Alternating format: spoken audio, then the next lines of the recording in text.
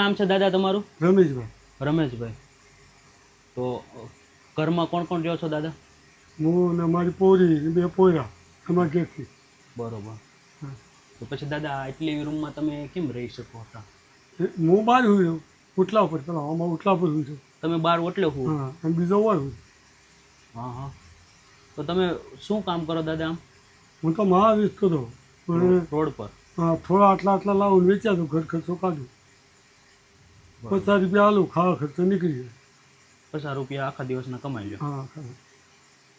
તો પછી દાદા કેમ તમે આવી રીતે દિવ્યાંગ થઈ ગયા? આ મારું એક્સિડન્ટ થયું. આ હરિયો નાખ્યો હા હા. અને આ કપાઈ ગયો. પગ કપાઈ ગયો? અને આટલે ધેર્યો ને ક્યાં ઓપરેશન થયું. આખું ઓપરેશન છે. હા હા હા. આખું ઓપરેશન છે. આટલા સુધી બરોબર. ઓહો. આ ઓગળી ન હાલે એ ફીટ ઓગળી.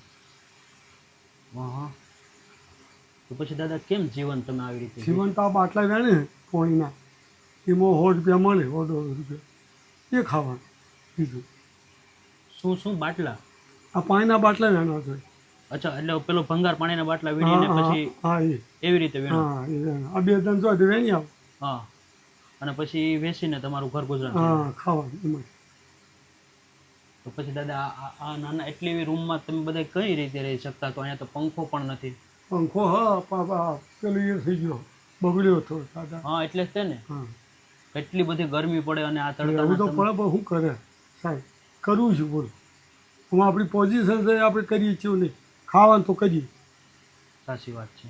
ખાવાનું મળે ઘણું થઈ ગયું પણ બીજું તો મરવા દે. બીજું શિયાળો ચોમાં હું સારું આમ ઉનાળો તકલીફ પડે. ઉનાળામાં તકલીફ પડે. તો પછી ચોમાસામાં પાણી નહીં આવતું દાદા? એટલી નીચે રૂમ છે તો? આ થોડું પલે. હા. બાકી આ બધું ખોલું છે. બરોબર. તો પછી સુવાનું ત્યારે બધા હું ફેમિલી હોય ને બધા તો હોય રહે? આડો હું છે. બરોબર. તો શું તકલીફ પડે દાદા જીવનમાં? હા જીવનમાં જીવનમાં તકલીફ તો કઈ જ પડી કોઈ માપ નહીં. અમુક ટાઈમ ખાતા અમુક ટાઈમ ન ખાતા એવું એ બનતું. ખાધા પીધા વિના ના સુઈ હા અમુક ટાઈમ હુએ જ હતા. 6 માં મેં થાય નહીં કોઈ બાટલા મળે નહીં. અમુક ટાઈમ હું છે અમુક ટાઈમ મળે તો ખાઈ લેવાનું ઘરે. એટલે ખાવાનું મળતું નહોતું? અમુક ટાઈમ મળે અમુક ટાઈમ ન મળે. હું તો ચોખ્ખી વાત કહું. હું એ રહેવું પડે. હું કોઈને કહું નહીં તું મને 5 પૈસા આપ. માંગવું નથી કોઈ? ના માગવાનું નહીં કોઈના પછી રૂપિયો હજી સુધી રૂપિયો નહીં કોઈના. અને ખૂબ સરસ વાત કહેવાય દાદા. કેટલી ઉંમર થઈ દાદા તમારી? મારી તે 60. 60 વર્ષ? હા ને તો પણ એટલી બધી મહેનત હા કરી? હજી મહેનત કરવાની. પોરા 2 ભણે. હા. આવડો એને ભણાવવા માટે મહેનત કરી? હા હજી ભણે ચાલુ જ કર્યો. બરોબર. છોકરાને તો ભણાવવા પડે. આપણે ભલે તકલીફ પડે થોડી. સાચી વાત છે. આપણું જીવન તો એમનું જતું રહ્યું પણ દીકરાઓ કદાચ. જીવન તો કરવું પડે દીકરાને. નહીં નહીં સાચી વાત છે. ખૂબ એક સારી વાત કહેવાય કે એટલા નાના ઘરમાં તમે રહ્યો છો ને એટલી બધી તકલીફો વેઠી રહ્યા છો તો પણ એક તમે તમારા દીકરાને સારી લાઈન ઉપર સારા સંસ્કારો સાથે ઉછેર કરી રહ્યા છો. કરવું પડે શું થાય. તમે જે તકલીફો વેઠી તમારા દીકરાને ન વેઠવી પડે એના માટે ખાસ. એના કોમ કરવું પડે. આ લોકો બાટલા આખો દાવે તડકાને કારણ 100 રૂપિયા મળે બાટલા વીણીને? હા એમાં તો આવે સબ્જી આવે કોઈક થોડી. હા થોડી આવે થોડું છોકરાને ભાગ લઈ આવવું પડે સ્કૂલ જાય. બરોબર. જોને લઈ આવવું પડે ને થોડું. લઈ આવવું પડે. હા રોટલો તો ખાતા નહીં. રોટલો નહીં ખાતા? નહીં ખાતા ભાગ જ ખબર. અચ્છા, નાના છોકરા છે એટલે. હા તો પછી બીજી શું શું તકલીફ પડે? કેટલા વર્ષ પહેલા એક્સિડન્ટ થયું દાદા? આ તો 25 વર્ષ થયો. એમાં તો 2 મહિને 2 વર્ષ તો હવે બેસી રહ્યો. 2 વર્ષ ખાટલામાં જ રહ્યા? હા. કઈ રીતના એક્સિડન્ટ થયું હતું? મારો ટેમ્પો તો 3 વ્હીલવાળો. હા. એ તમારા જીવન ચલપ પાડ્યો કે એને ઊંધું પાડ્યું સ્પીડ મેલે એ ઊંધું પાડ્યું પછી ટક આવતી હતી કપચી ભરેલી ઉપર ચડી. કપચી ભરેલી ટ્રક માથે આવી ગઈ? હા. ઓહો. હવે ટાંકા પડ્યા હતા પગ લોબા હતા એમાં એવું થઈ ગયું. આ બચી ગયો પગ થોડો. આ જતો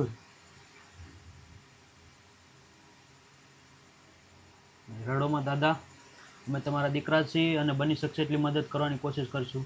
તો અત્યારમાં શું મતલબમાં તમારે શું મદદ જોઈએ છે દાદા? હા હવે તો કેબિન આવી ગયું. હા. હવે થોડો માલ આવી જાય ને એક હું ચાલુ કરી દઉં. બરોબર. એટલે કેબિનની જરૂરિયાત છે? હા કેબિન. નહીં ચોક્કસ દાદા. આપણે તમારા માટે ખાસ કરીને એક સારા એવા રોજગારની વ્યવસ્થા કરી દઈએ કે એમાં તમે શાંતિથી ત્યાં કામ ધંધો કરી શકો હા. અને પોતાનું ઘર ગુજરાન સારી રીતે ચલાવી એ શકો. જ ચલાવવાનું આપણે, બીજું કોઈ ચલાવવાનું નહીં, નહીં, ચોક્કસ, ભેગું નહીં કરવું આપણે, ભીખ નથી ભેગું નહીં માંગવું. કરવું. ભેગું નથી કરવું, ના, ખાવા પીવા આનંદ કરો. ખાવું પીવાનો આનંદ કરો. વાહ વાહ, ખૂબ સારી વાત કહેવાય અને ખૂબ સારા વિચારો કહેવાય. નકર માણસો અત્યારમાં એટલું એટલું ભેગું કરીને બેઠા છે, બીજા લોકોને આપી નથી શકતા. ના, એ આપણે નહીં કરવું. આપું ચાલે ઘણું થઈ જાય આનંદથી. નહીં, નહીં, સાચી વાત છે. કાંઈ નહીં દાદા, તો આપણે જઈએ. તમારે જે પણ લેવું છે માલ સામાનમાં એ માલ સામાન લઈ લઈએ અને દુકાનની પણ આપણે સરસ મજાની વ્યવસ્થા કરાવી દો ને. હા હા. તો દોસ્તો, તમે જોયું તે પ્રમાણે દાદા ખૂબ જ કહેવાય ને એક દયદયની પરિસ્થિતિમાં, ખૂબ જ ખરાબ પરિસ્થિતિમાં પોતાનું જીવન પસાર કરી રહ્યા છે. ફેમિલીમાં 2 નાના છોકરા છે, એમના દીકરી છે અને ઘણી બધી સંઘર્ષો સાથે પોતાનું જીવન જીવે છે. છોકરાઓ નાના મોટા બાટલા વીણે અને બેન છે એના પોયરી છે એ પણ નાના મોટા ભંગાર બાટલા વીણે અને જીવન ટકનું લાવી અને ટકનું ખાય. ઘણી વખત ભૂખા પણ સૂવું પડતું હોય છે જીવનમાં. ઘણી વખત એવો સમય આવી જાય કે જેને લીધે માણસ કંઈ પણ ન કરી શકે એમ. હા, એ. એટલે ઘણા દુઃખો સાથે દાદા પોતાની જીવનને સંઘર્ષની સાથે પોતાનું જીવન જીવી રહ્યા છે. તો સલામ કહેવાય અને આવા લોકોને ખાસ મદદ કરવી જોઈએ દોસ્તો, જે પણ બની શકે. કેમ કે એમનામાં કામ કરવાની હૂફ છે, કામ કરવાની એક સંઘર્ષ કરવાની હિંમત છે. તો આપણે એને થોડીક એવી હૂફ સાથે એક નાનો એવો ધંધો આપણે કરી આપીએ, તો જેથી કરીએ પોતાના જીવનમાં પોતાના પરિવાર માટે થોડું ઘણું પણ એકદમ ટાઈમ ટુ ટાઈમ એના પરિવારને ખવડાવી શકતો, તો એ આપણા માટે ખૂબ મોટી વાત થશે દોસ્તો. ખૂબ મોટી સેવાનું કામ થશે. અને આજની ખાસ દુકાન કોના તરફથી છે એ પણ હું તમને આગળ વિડીયોમાં જણાવીશ. આજનો રોજગાર જે પણ આપવામાં આવશે એ કોના દ્વારા છે એ પણ હું તમને વિડીયોમાં આગળ ખાસ જણાવીશ. તો તમે કન્ટિન્યુ એપિસોડમાં બના રહેજો અને તમારા દરેક ગ્રુપમાં શેર કરજો.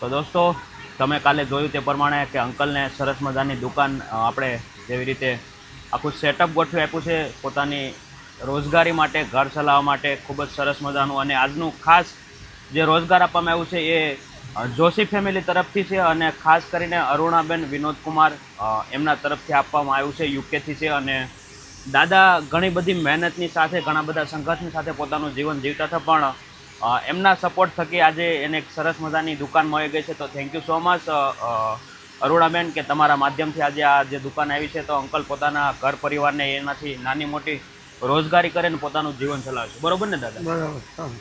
તો કેવું લાગ્યું તમને દુકાન મળી? તો મને સારું લાગ્યું દુકાનમાં. હા થોડો ખર્ચો નીકળ્યો, હા. 50 રૂપિયા નીકળ્યો, જાદો નહીં નીકળ્યો. હા, બરોબર. 50 રૂપિયા હજી નીકળ્યો, નવી છે ને એટલે થોડોક ટાઈમ લાગશે, પણ ધીરે ધીરે આગે પડી જશે. 50 રૂપિયા નીકળ્યો. હા પણ આ ગલ્લો લઈ જાય ને એના તાળો મારવાનો મારે એક આજનો દાડો વળ્યો છે સાહેબ. બરોબર. બરાબર. તો હું કહેશો અરુણાબેને તમને આ દુકાન આપી? તો અરુણાબેનનો તો આભાર માનું હું. તમારી માં સારું કરેલા, કમાય સારું જાદુ. નહીં, ચોક્કસ ચોક્કસ. તો ફરી વખત thank you so much Arunaben કે તમારા માધ્યમથી આજે આ પરિવાર માટે એક રોજગારીનું સાધન ઊભું થયું છે અને એમના જીવનમાં, એમના પરિવારમાં એક નાની એવી ખુશી આવી છે. કેમ કે જીવનભર મહેનત કરવાથી એને આ દુકાન ન થાત, પણ તમારા સપોર્ટથી આજે એના દુકાન મળી છે. તો ભગવાન તમને ખૂબ જાજુ આપે, ખૂબ લાંબુ આયુષ્ય આપે, ખૂબ સ્વસ્થ આયુષ્ય આપે અને માતાજી તમારી બધી જ મનોકામના પૂરી કરે. બસ આવી રીતે પ્રેમ સપોર્ટ આપતા રહેજો. અને દાદા શું કહેશો તમે, દુકાન મેં કેવું લાગ્યું? દુકાનમાં મને સારું લાગ્યું અત્યારે. મારો ખર્ચો નીકળ્યો 50 રૂપિયા લોટ લાવીને ખાધો અત્યારે. હે આ પડ્યો હજી લોટ બરોબર. બંધાય છે, હા. એનો હું આભાર માનું. બીજું બરોબર. કોઈ મારી ઈચ્છા નહીં થાય, બધું કમ્પ્લીટ થઈ ગયું મારે. પેલા કરતા સારું થઈ ગયું ને દાદા? પેલા પેલા કરતા- રોડે બેસવું પડતું, તડકે બેસવું કરતા એના એની કરતાં કરતા- સારું થયું મારે. હા હા તો આપણને 200-300 રૂપિયા મળી જાય આરામથી અને ખર્ચો નીકળે. નફો સાચી વાત મળે અને ખર્ચો નીકળે, બે થાય. તો પેલા તો તમે રોડે નીચે બેસી રહેતા તડકાના અને આ વરસાદના બધા. એના કરતાં સારું થઈ ગયું મારે. ઘણો આભાર થઈ ગયો મારે. અને ચોક્કસ દાદા ઉપાધિ કરતા નહીં. તો બસ દોસ્તો, કહેવાનો પાવર એવો છે કે જે આવા લોકો છે જે નિરાધાર છે એમને એક સહારો બની અને એક નાની એવી રોજગારીથી પોતાનું જીવન, પોતાનું ઘર ગુજરાન સારી રીતે ચલાવી શકે એના માટે ખાસ આપણી સંસ્થા વર્ક કરતી હોય છે. તો બસ આવી રીતે પ્રેમ સપોર્ટ આપતા રહેજો ને વિડીયોને વધુ શેર કરજો. જય હિન્દ, જય ભારત.